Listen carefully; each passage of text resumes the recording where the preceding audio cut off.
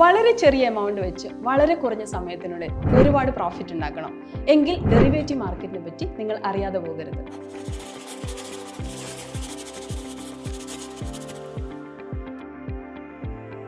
ഒരു financial instrument അല്ലെങ്കിൽ trade ചെയ്യാൻ പറ്റുന്ന ഒരു ഫിനാൻഷ്യൽ അസറ്റിനെയാണ് ഡെറിവേറ്റീവ്സ് എന്ന് പറയുന്നത്.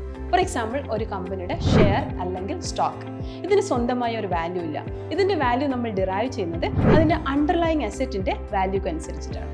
നിങ്ങൾ ഡെറിവേറ്റീവ് മാർക്കറ്റിലെ ഒരു ബയർ ആണെങ്കിൽ നിങ്ങൾ ഒരു സെല്ലറെ കണ്ടെത്തുകയും സെല്ലറുമായി ഒരു പെർട്ടിക്കുലർ പീരിയഡിലേക്കുള്ള ഒരു കോൺട്രാക്റ്റിൽ ഏർപ്പെടുകയും ചെയ്യുന്നു. ഈ കോൺട്രാക്റ്റ് ആണ് നമ്മൾ ഡെറിവേറ്റീവ് മാർക്കറ്റിൽ ട്രേഡ് ചെയ്യപ്പെടുന്നത്. ഈ പെർട്ടിക്കുലർ ടൈം ആകുമ്പോൾ ബയർ കമ്പൽസറി അത് പർച്ചേസ് ചെയ്യുകയും സെല്ലർ അത് സെല്ല് ചെയ്യുകയും ചെയ്യുന്നു. ഇവിടെ അണ്ടർലൈങ് അസറ്റിന്റെ വാല്യൂയിൽ ഉണ്ടാകുന്ന ചേഞ്ചിനനുസരിച്ചിട്ടാണ് പ്രോഫിറ്റോ ലോസോ ഉണ്ടാവുന്നത്. For more such informative videos do follow Lakshya school plus.